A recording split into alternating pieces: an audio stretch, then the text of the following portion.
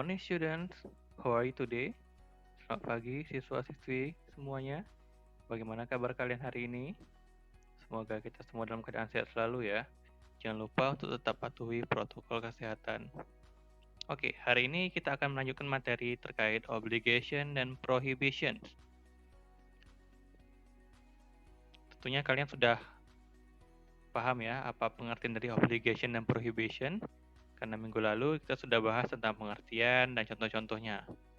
Nah, di hari ini kita akan belajar bagaimana cara untuk menyusun kalimatnya. Sebelum itu kita review kembali materi kemarin. What is obligations and prohibitions? Apa itu obligation? Obligation adalah sebuah keharusan. Obligation adalah sebuah keharusan, yang mana kita menggunakan kata atau modal must atau have to, yang artinya harus. Kemudian, prohibition artinya adalah larangan. Jadi, sebuah larangan kita menggunakan modal must not atau disingkat mustn't.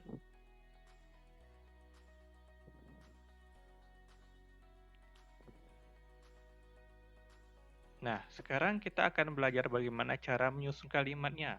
Bagaimana struktur dari kalimat yang menggunakan must dan must not, yaitu keharusan dan larangan, obligation or prohibitions. Pertama, untuk obligation, yang mana menggunakan kata must. Itu kita menggunakan rumus subject plus must plus verb plus object. Subject ditambah kata must ditambah verb, kata kerja. Kemudian objeknya.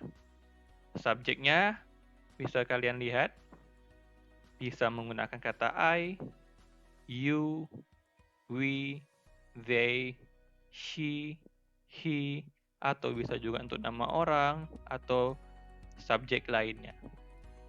Nah, kita lihat ke contoh. Di sini subjeknya menggunakan kata I. Maka dilanjutkan dengan kata must sesuai rumus I must. Kemudian menggunakan kata kerja. Di sini kata kerjanya adalah learn. Learn artinya belajar. Objeknya adalah bahasa Inggris, English. Jadi ketika disusun menjadi kalimat I must learn English. Kemudian untuk prohibition menggunakan kata must not. Kita lihat rumusnya. Subject plus must not plus verb plus object.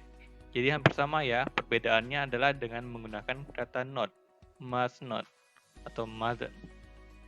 Maka subjeknya di sini kita di contohnya menggunakan subjek you, kamu. Dengan kalimat you must not play with fire.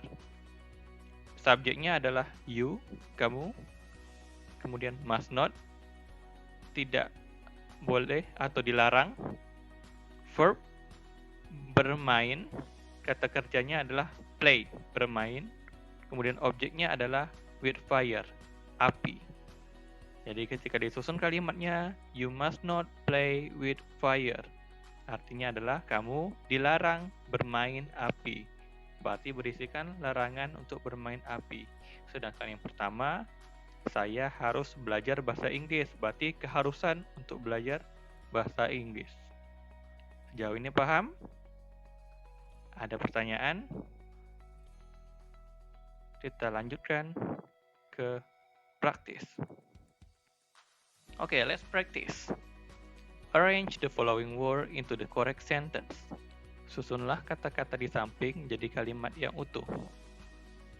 Kita lihat kalimat acak yang pertama. Wear, school uniform, must, we, our. Kita lihat. Berarti sesuai rumusnya adalah subject, must, verb, object. Berarti subjeknya kita cari. We. Berarti pertama adalah we, kemudian must. must. Kata benda, verb. Mana kata benda? Wear, mengenakan. Berarti we must wear. Terakhir adalah kata objek. Bendanya berarti our school uniform. Our school uniform. Maka kalimatnya menjadi we must wear our school uniform. Oke. Kalimat yang kedua. Ini kalimat acaknya in class, not, you, sleep, must. Maka ketika kita susun, kita cari dulu subjeknya, yaitu you. Kemudian must. Di sini ada kata not, berarti must not. You must not. Kata kerjanya adalah, verbnya adalah sleep. Berarti you must not sleep. Dan terakhir, di sini adalah kata keterangan. In class. You must not sleep in class. Artinya, kamu dilarang tidur di kelas. Sudah paham ya susunan katanya? Bagaimana membentuk kalimat menggunakan must dan must not untuk menjadikan sebuah kalimat larangan dan keharusan yang benar. Jika sudah paham, silahkan kerjakan assignment yang saya kirim di grup. Kamu harus mengerjakan PR tersebut. Oke, sekian materi untuk hari ini. See you next week.